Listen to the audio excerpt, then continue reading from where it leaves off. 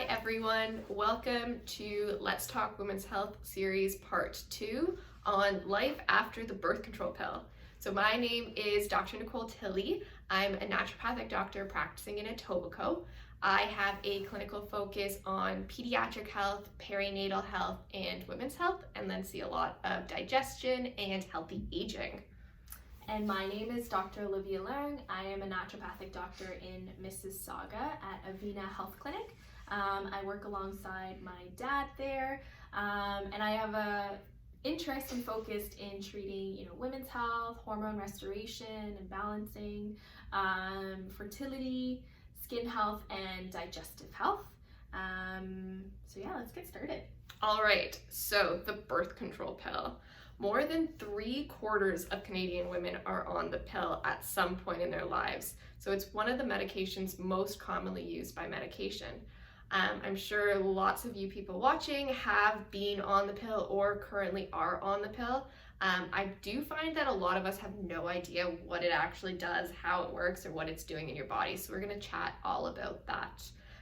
So there's two main types of pills. There's either the progestin-only pill, which is the mini pill, or there's the combined estrogen and progestin pill. The progestin-only pill, that mini pill, is typically more anti-androgenic, so you'll see it more commonly given if you have concerns like acne, PCOS, hirsutism, for example. And then all the different brands of pills work relatively the same, though they do have different types of synthetic hormones as well as different strengths. So typically how the pill works is it takes over your cycle. So it essentially tricks your body into thinking that you're already pregnant so that you can't get pregnant again. So the estrogens and progestins in there suppress your gonadotropins, which are your FSH and LH hormones. Those are your main hormones that kind of regulate everything. And that prevents the development of follicles, which then in turn prevents ovulation from happening. The progestin-only ones, the progestins in there also cause your cervical mucus to thicken, making it harder for the sperm to reach the egg. And it makes your endometrial lining thinner so that implantation is less favorable, so that it's less likely for you to get pregnant from that. Note that those progestin-only pills typically don't suppress ovulation, so you're still releasing the eggs, so there's technically a small chance you could still get pregnant. Mm-hmm. So, that was a good summary of what the pill does, but the question still is, why are people taking the birth control pill if it is one of the more commonly used medications out there? So obviously reason number one is for contraception. Other reasons why people might be taking it is to help manage symptoms such as acne. So people suffering from acne might take birth control pill to kind of suppress breakouts. People with endometriosis, fibroids might be taking it to kind of help manage with pain symptoms, heavy bleeding. And another reason why people might be taking a birth control pill is to kind of help regulate a cycle. So sometimes women will get a period, skip a couple months, and then it comes, or you get some mid-cycle bleeding. Whatever the reason is, people would then go on the pill, and it helps create that regular monthly period that you would normally expect. What's important to remember is that taking the pill for conditions like this is more so a band-aid solution. It's not really addressing the root cause, and you're not really figuring out, okay, why are these things happening? So although it may help manage symptoms, it's not necessarily a long-term kind of solution. So it's definitely important to consider that when you are starting it. Yeah. All right. Some other things to consider. So those are kind of like main conditions that you would use the birth control pill for. Other pros and kind of benefits of taking the oral contraceptive pill is that it actually can reduce the risk of certain cancers if used for at least 10 years. And those one would be endometrial cancer by 50% and ovarian cancer by 80%. And as I mentioned before, this would have to be for 10 years or more. And that's that. All right, on the flip side, there are a lot of side effects. I don't know if you guys have noticed those before. But the side effects do vary depending on which birth control pill you're on, so depending on the hormones in there and their strengths. So some of the really scary side effects are that it can cause blood clots, increased blood pressure, elevated liver enzymes, gallstones, vaginal infections like bacterial vaginosis, and then it also causes an increase in breast and cervical cancer. So those are the estrogen sensitive cancers. There's an increased risk for breast cancer, especially if you start the pill in your teens. That's because that's a huge point of maturation for you at that point in time. But your risk does return back to normal if you stop the pill for 10 years or more. Some of the common side effects that you might have seen are things like spotting and irregular bleeding, especially initially when you're starting it, bloating, breast tenderness, nausea, headaches, hair loss, all of those things. And then we often see in practice a lot of weight gain, low mood, low libido, and that's because the hormones in there are really affecting your body as a whole. So it's affecting your gut, which is where a lot of your serotonin, your happy hormone, is being made, so that can affect your mood and your libido. And then those synthetic hormones can cause symptoms of excess if it's not processed properly, and that's what can cause things like bloating and breast tenderness and stuff like that.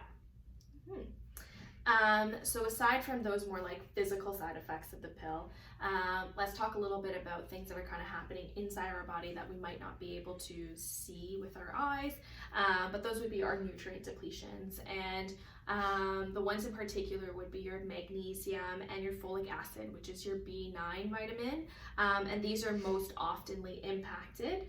The other ones would be, the other B vitamins that are responsible for a lot of cellular processes, metabolism, energy metabolism, and all of that stuff in our body. Notably B1, B2, B3, B6, which is really important, B12, vitamin C, E, selenium. As you can see, the list goes on, but those are really important for your immune health. Zinc and tyrosine for your thyroid health, and CoQ10, which is a very powerful antioxidant, important for heart health and a lot of energy again in our body. The reason why I stressed B6 earlier was, as Dr. Nicole mentioned before, one of the side effects or risks is increase in blood clots. So a depletion in B6 actually increases your risk of that. So that's important. So then the question is, okay, why are these nutrients depleted all the time? So when you think about taking a synthetic, drug or pharmaceutical, whatever, it takes a toll on our body because it requires more energy and more, tools to kind of break things down, and those tools would be your B vitamins and the other vitamins that I had mentioned. So if the demand goes up, the supply goes down. And so that's kind of what's happening. Aside from nutrient depletions, another thing that the pill can cause is gut dysbiosis, so an imbalance in your good and bad gut bacteria, and can cause symptoms like diarrhea and constipation, bloating, things like that. And so this is definitely something important to consider and to address when you are taking the oral contraceptive pill.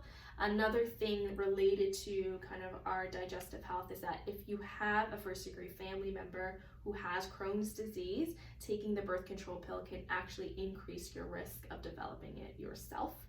So important things to think about. All right, and then one question we get a lot is it safe to take long term, or should I consider coming off? And that is a tricky question because it really depends. So it depends on your age, it depends on your family history, it depends on your lifestyle, and it also depends on your desire to get pregnant. That's because there's a huge amount of factors that are playing into this. Like you've heard from Dr. Olivia and myself, it can cause cancers, it can reduce cancers, it can cause blood clots. There's all these things that we need to pay attention to, so really focusing on what's important for you. So note that the combined pill, so those estrogen plus progestins, are not recommended if you smoke, and the progestin only pill is not recommended if you're over the age of 35 and you smoke.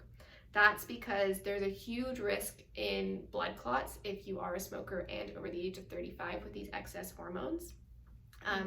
And those blood clots can lead to scary things like heart attacks and strokes, which we definitely want to avoid. So making sure that if you're in that population, talking to your family healthcare provider, your gynecologist or wherever it is, to speak to them about what your options are there.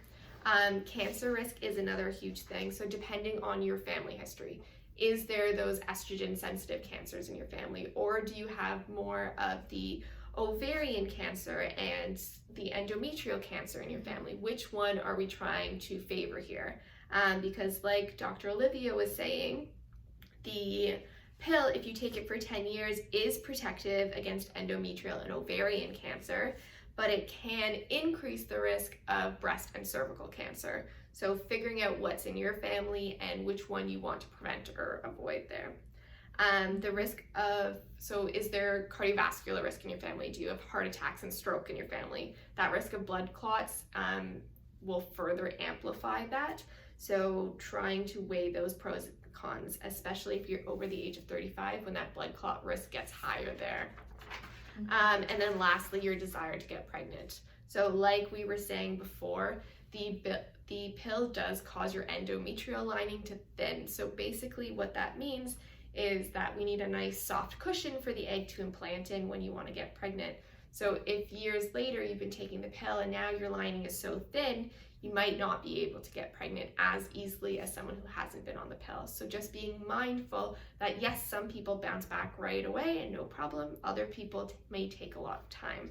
Mm-hmm. So those are all really important things to consider. So say, you thought about all those things and now you're at a point where you want to come off the pill, why are you coming off the pill and what might you expect when you do? So reasons why people might come off, as Dr. Nicole said before, you wish to get pregnant and start a family. That's one of the main reasons. Another one would be, you just don't feel well being on the pill, considering all those side effects. Maybe you are suffering through those symptoms. So then what happens? So you come off the pill, what are some things that could be happening? So on average, studies have shown that your period usually comes back after